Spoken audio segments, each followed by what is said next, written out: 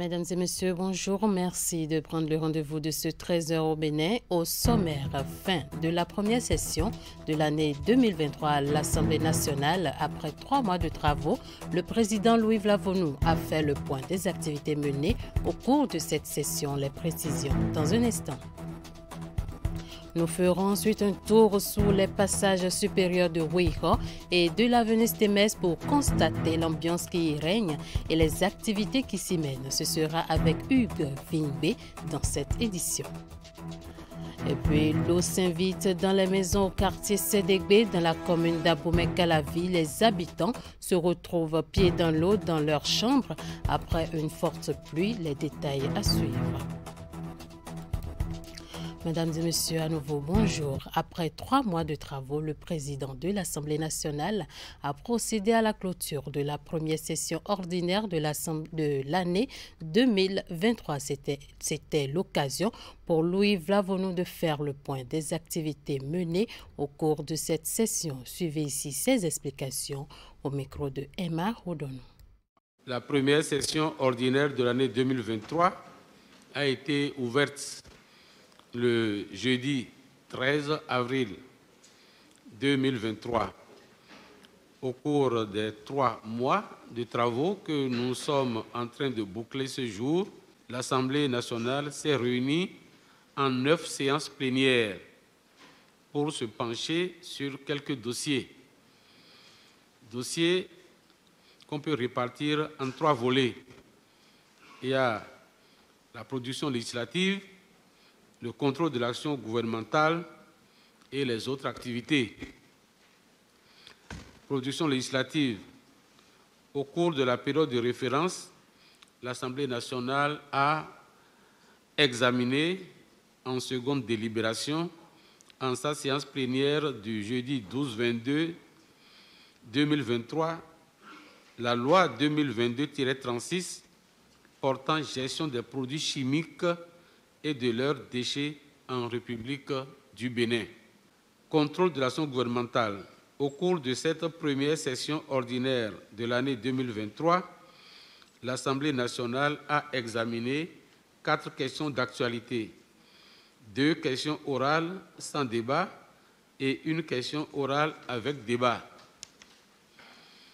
En ce qui concerne les questions d'actualité, elles sont relatives premièrement, au drame survenu à Dassazoumé. Deuxièmement, à l'explosion de la caserne de Tofo. Troisièmement, aux perturbations observées dans la fourniture de l'énergie électrique. Quatrièmement, à l'atténuation des effets du terrorisme dans les zones affectées. En ce qui concerne les questions orales sans débat, elles sont relatives, premièrement, à la suspension des avantages accordés aux agents des collectivités territoriales. Deuxièmement, aux tarifs de passage pour les véhicules légers au poste de péage de Tinti dans la commune de Natitengu. En ce qui concerne la question orale avec débat, l'unique question orale avec débat que nous avons examinée au cours de cette session est celle relative à la qualité des prestations du Centre national hospitalier universitaire Hubert Koutoukou Maga et qui a fait l'objet d'une communication du gouvernement ce jour.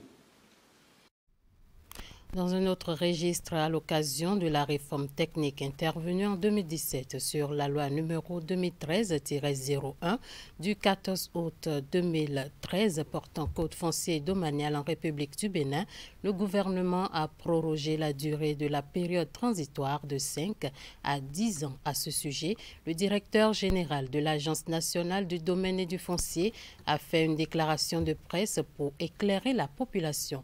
Suivant Victorin Koublenou au micro de Teddy Goudalo. Pour comprendre ce qui va se passer, il faut se rappeler que ce qui se passe actuellement est simple en matière de formalisation de droits de propriété foncière.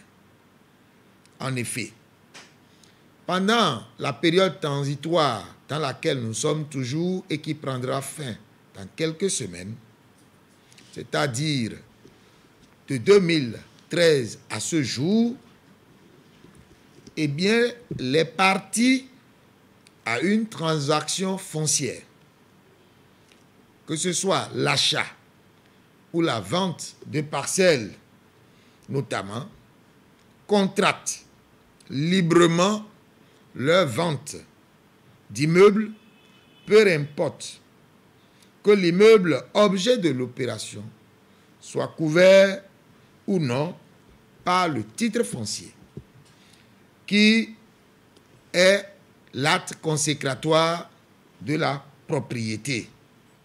Autrement dit, jusqu'à cet instant précis, tout détenteur de terre, de parcelles non nantis de titre foncier a la possibilité de transiger librement, c'est-à-dire d'opérer une vente sur cette parcelle. Il suffit, pour la régularité formelle de la transaction, que l'un des modes prévus par l'article 516 soit choisi ou respecté. Aucune condition de fonds spécifique liée à la sécurité du bien objet de la transaction n'est exigée. Mais l'article 516 du Code foncier et domanial prévoit qu'à l'expiration du délai de transition ou du délai transitoire, c'est l'article 17 cité supra qui sera mis en vigueur. On se rappelle donc que l'article 17 prévoit en son alinéa premier que pour vendre un fonds de terre ou un immeuble, la vente doit être précédée par la confirmation des droits détenus sur le dit immeuble, à savoir l'obtention d'un titre foncier. C'est ce qui va changer avec l'expiration de la période transitoire. Il convient donc de retenir que toute personne qui prendra l'initiative de vendre une parcelle, un bien bâti ou non, devra désormais se faire délivrer un titre foncier au niveau de l'ANDF avant de vendre. Par contre, la loi prévoit un assouplissement pour tenir compte des réalités. Suivons à nouveau le directeur général de l'Agence nationale du domaine et du foncier. Comme la loi est conforme aux pratiques et doit réguler les pratiques, le législateur a prévu un assouplissement pour tenir compte des réalités qui sont les nôtres.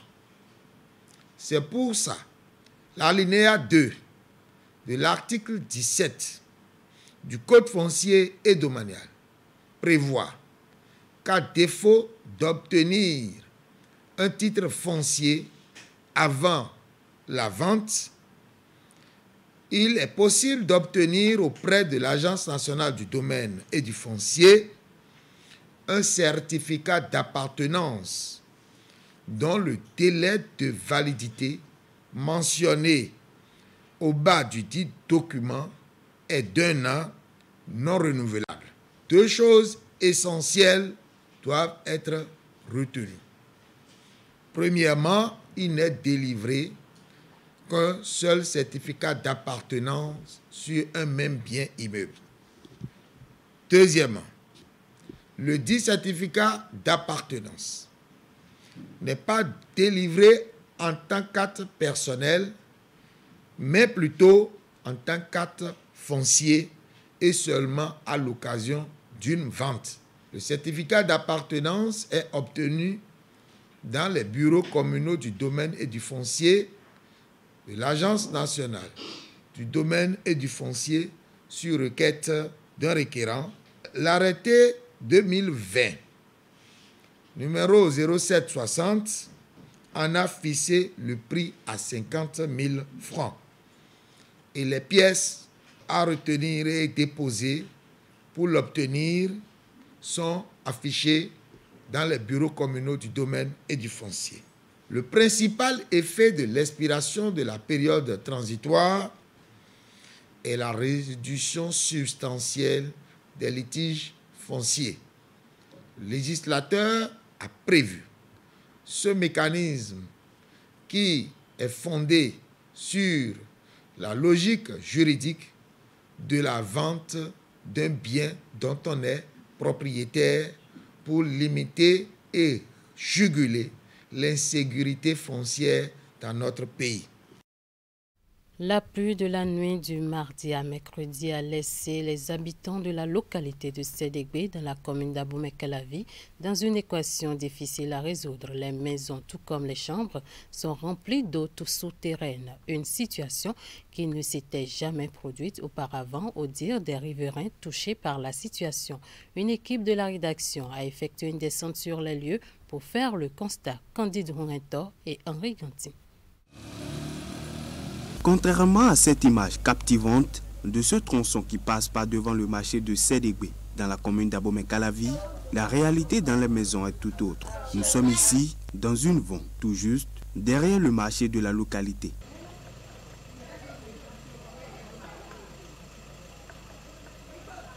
Ici, bon nombre de familles, comme celle Cloussa, vivent un véritable calvaire après la pluie de la nuit du mardi à mercredi. Les maisons, comme les chambres, sont inondées.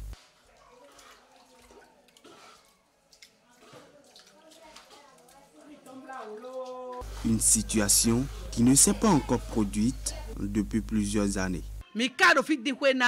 Ça fait plusieurs années qu'on réside ici et je n'ai jamais vu de l'eau dans ma chambre. Dès qu'il y a pluie, quelque temps après, tout est séché. Pour aujourd'hui, on dormait. Je me réveille et je trouve mes petits-enfants et leurs matelas au milieu de l'eau. Je me suis donc précipitée pour chercher des briques afin de relever le lit. On s'était réveillé parce que comme nous on était sur les lits, certains qui sont en bas, on constate que leur matelas a pris l'eau. C'est ça qu'on a constaté que partout maintenant là, l'eau est partout, on ne peut plus. Avec les enfants, on a mis le temps toute la journée, depuis le matin, en train de quand même d'évacuer l'eau avec des balais. Bon, heureusement que j'ai fait quelque chose en haut là-bas. Je suis obligé d'amener les enfants faire le haut pour qu'ils passent la nuit là-bas. Comme vous le voyez, c'est la nouvelle tâche des membres de la famille Kloussa et leurs enfants. Depuis leur réveil à 6 h du matin, ils essayent d'évacuer l'eau de leur chambre. Ces maisons à proximité des bas-fonds sont les maisons beaucoup plus confrontées à cette situation.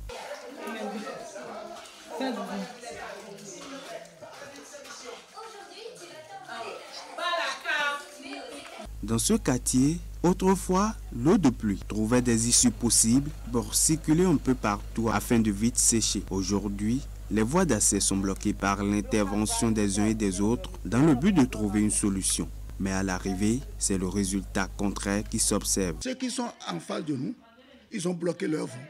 Par contre, quand l'eau passe par là, ils ont fait un effort quand même pour chercher des remblais pour bloquer. L'eau n'a plus l'issue pour pouvoir partir. La famille de Kloussa, comme bien d'autres, vivent donc pour la première fois depuis plusieurs années qu'ils résident dans ce quartier une telle situation. Ils implorent de vive voix un regard des autorités de tutelle sur leur localité. S'ils sont érigés en vue de fluidifier le trafic routier, d'apporter une touche de beauté à la ville de Cotonou, les passages supérieurs de Ouiro et de l'avenue Stémez servent également à d'autres fins insoupçonnées. L'espace disponible sous ces infrastructures de transport est transformé par les Cotonois en lieu de repos, centre d'affaires, lieu de rencontre, garage et j'en passe. Dans l'après-midi du mercredi 12 juillet, l'une de nos équipes est descendue sur le terrain pour vivre les réalités. Suivez donc cet élément de Hugues Vingbe, présenté par Sherina Messaoussoun. Si vous croyez que sous le passage supérieur de Ouiro régnerait une ambiance de cimetière, détrompez-vous, car ici, c'est tout un monde qui s'anime au quotidien.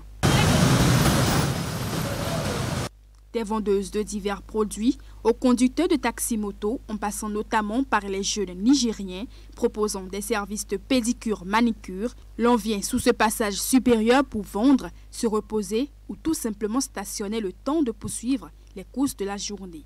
Petit commerce, c'est tout à l'heure, je me suis sortie, tonton m'a vu, il l'a acheté et je me suis arrêtée là.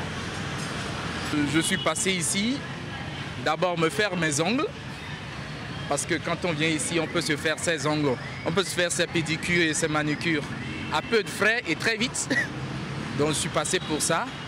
En dehors de ça, il y a les petits trucs qu'on trouve comme ça, qui passent très vite, tu n'as pas besoin d'aller au marché. Ici, ça vient à toi. Tu les prends, les colas de Chine, comme on le dit, tu les prends et tranquille. Et ça me permet aussi de prendre le pouls de la ville, de voir comment ça se passe, parce qu'ici, c'est une bonne intercession. Voilà. J'ai travaillé et je suis fatigué. J'ai décidé de venir me reposer ici. Derrière cette ambiance qui se crée ici, se cachent parfois des individus animés de mauvaise foi et de vil dessein. L'environnement aussi en pâtit du fait des comportements peu éco-citoyens des visiteurs. On note par endroits une insalubrité sous l'infrastructure. Qui plus est, les conditions de sécurité ne sont pas toujours réunies sous le passage supérieur de Ruiho pour une fréquentation surtout par les moments de nuit. Les témoignages recueillis sur place en disent long. Mais il y a aussi la malpropreté. Donc il faut revisiter ça un peu. Ce qu'ils font, c'est bon. Je ne dis pas qu'on les chasse, mais qu'on les sensibilise à être un peu plus propres et à mettre le business dans un peu plus de propreté. Des fois, quand il y a pluie, beaucoup de conducteurs de taxi moto stationnent ici. Donc, ils en profitent pour manger des arachides et manger des trucs. C'est nous qui nous entendons entre nous pour balayer la place avant que les collecteurs d'ordures ne viennent. Avant, il y a beaucoup de émigrants qui passent la nuit sous le pont. C'est un dortoir pour eux. Les policiers venaient les chasser. Du côté du passage supérieur de l'avenue Stenmez, le constat est presque le même. La différence, la propreté des lieux. Les occupants de l'espace ici sont plus respectueux de ce cadre qui leur offre ombrage, abri et de l'argent. Si l'espace disponible sur les passages supérieurs de Ruiho et de l'avenue Stenmez sont bénéfiques pour les Cotonois, il ne serait pas superflu de prendre des dispositions pour contrôler l'animation qui y règne. En haut, les usagers roulent à moto ou en voiture sans pouvoir s'imaginer tout ce qui se passe en dessous de ces infrastructures de franchissement. Nous parlons éducation dans cette édition pour finir. Très redoutée par certains élèves, la proclamation des résultats des examens scolaires de fin d'année donne lieu, dans le rang des candidats, à des émotions et des réactions parallèles. Pendant que les admissibles exultent, les recalés encaissent le coup. Comment un candidat doit-il gérer l'échec après un examen? La réponse dans ce reportage de Maryse Bokor. Échouer à un examen, c'est une situation dans laquelle aucun candidat ne souhaite se retrouver. Dans notre société où la réussite est souvent mise en avant, l'échec peut sembler être un obstacle insurmontable. Certains candidats aux divers examens passent par des émotions et des moments difficiles face à un échec qu'ils ont du mal à canaliser. L'échec n'est pas toujours mauvais dans notre vie. Parfois, c'est que la nature ou le destin nous réserve un bon plan. L'échec est formateur, dit-on. Et lorsqu'on a échoué à l'examen, la première des choses, c'est de relativiser l'échec. On a échoué parce que certainement, il y a eu des situations d'apprentissage dont on n'a pas eu la maîtrise. Reconnaître ses erreurs et apprendre de ses échecs est une étape fondamentale dans la gestion de l'échec. Cela nécessite une réflexion honnête sur ses propres faiblesses et une volonté de les améliorer. Il faut que le candidat accepte son résultat. Il y a des candidats qui jusque-là n'acceptent pas leur résultat. Et il faut d'abord accepter pour pouvoir digérer. Je me répète, il faut d'abord accepter le résultat pour pouvoir le digérer. Donc nous n'allons pas nous précipiter vers dire il faut l'accepter, c'est la vie, machin.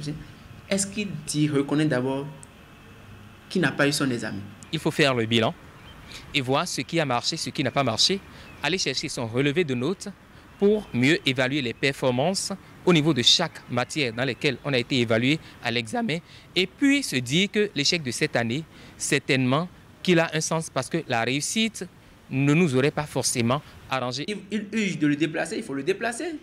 Et c'est déjà pendant les vacances qu'on doit commencer par envisager cette réflexion. Le soutien social est également essentiel lorsqu'il s'agit de surmonter un échec. Que ce soit des amis, des membres de la famille ou des professionnels, avoir quelqu'un à qui parler peut offrir des encouragements et faire toute la différence. Les parents doivent accompagner les enfants. Et ce n'est pas le moment de les abandonner parce que si les enfants avaient atteint une certaine maturité, ils auraient compris les conseils que les parents leur donnaient. Donc c'est parce qu'il y a peut-être encore un jeune âge qui les tourmente, il y a peut-être une nonchalance, une négligence, une ignorance au niveau des enfants que cela est intervenu. Donc les parents doivent rester comme des veilleurs, comme des éclaireurs. L'enfant est déjà sous un choc, il ne faut pas lui compléter davantage. Et si vous ne pouvez pas lui faire d'abord un petit pansement émotionnel, ne commencez pas par lui mettre des idées, par le juger, le critiquer. Non, ce n'est pas le moment. Il est important de se rappeler que réussir n'est pas toujours une ligne droite. En reconnaissant ses émotions, en apprenant de ses erreurs et en s'entourant de soutien, le candidat peut transformer l'échec en une opportunité de croissance et d'épanouissement. Sur ce, s'achève cette édition. Merci de nous avoir suivis. Agréable week-end à vous en compagnie de nos programmes.